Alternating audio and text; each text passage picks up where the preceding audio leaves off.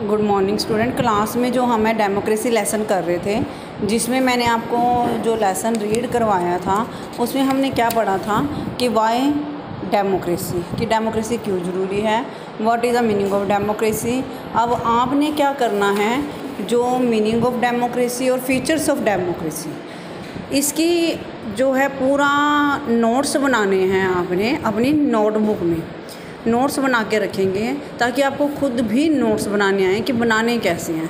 सबसे पहले जो नोट्स बनाओगे आप बनाओगे what is democracy, and second आप क्वेश्चन बनाओगे right the features of democracy. आपने ये 2 क्वेश्चन बना कर रखने हैं। मैं आपको कुछ टुमारो है I will send you both questions. And आज हम जो थोड़ा सा रीड कर रहे हैं major decision by elected leaders, यानी कि क्या डिसीजन दिए जाते हैं। अगर हम पाकिस्तान में general Pervez Musharraf led the military coup in October 1919, इसकी बात करें तो over through a democratically elected government ने declared himself the chief executive of the country. तो इस तरह से उन्होंने क्या किया, जो पाकिस्तान में मुजफ्फर लेड हैं उन्होंने एक मिलिट्री कॉप में अक्टूबर 1919 में एक जर्नल के रूप में आए सामने। तो वो एक मतलब कि उन्होंने जो अपना इंट्रोडक्शन दिया, डिक्लेयर किया अपने आप को चीफ एग्जीक्यूटिव के रूप में, वो अपने आप को डिक्लेयर कर दिया। फिर इन्होंने डेजिग्नेशन चेंज कर ली प्रेसिडेंट के रूप में 2002 में।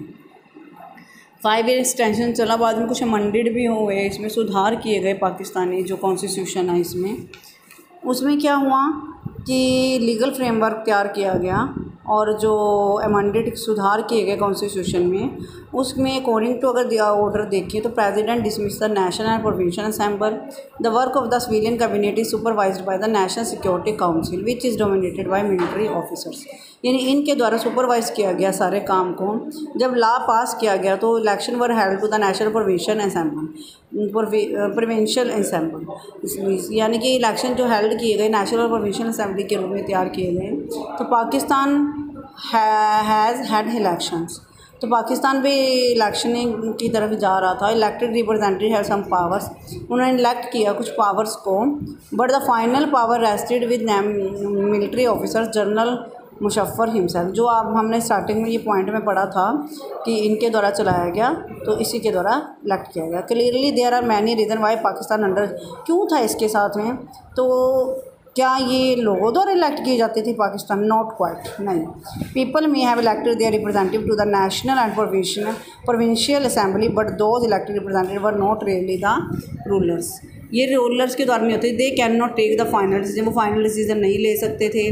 जो है आर्मी ऑफिशियल और जनरल मुशर्रफ के द्वारा शुरू किया जाता था। ये जितने भी डिक्टेटरशिप नार्चिस आए इसी में आए। तो इस तरह से रियल पावर जो है इलेक्ट की गई, और फ्यू कंट्रीज़ के अंदर रियल पावर जो है एक्सटर्नल पावर होगी लोकली इलेक्टेड बाय रिप्रेजेंटेटिव के द्वारा इलेक्ट की गई। जो इसका मेन फीचर बनेगा, this gives us the first feature in a democracy, the final decision making power must rest with those elected by the people, यानी कि लोगों के द्वारा चुनी जाना सरकार का। ये आपका जो है फर्स्ट फीचर बनेगा। जो आपके 4 फीचर हैं उसमें से फर्स्ट फीचर यही है। सेकंड जो फीचर है free and fair election competition के रूप में आएगा, जो हम कल करेंगे। Thank you.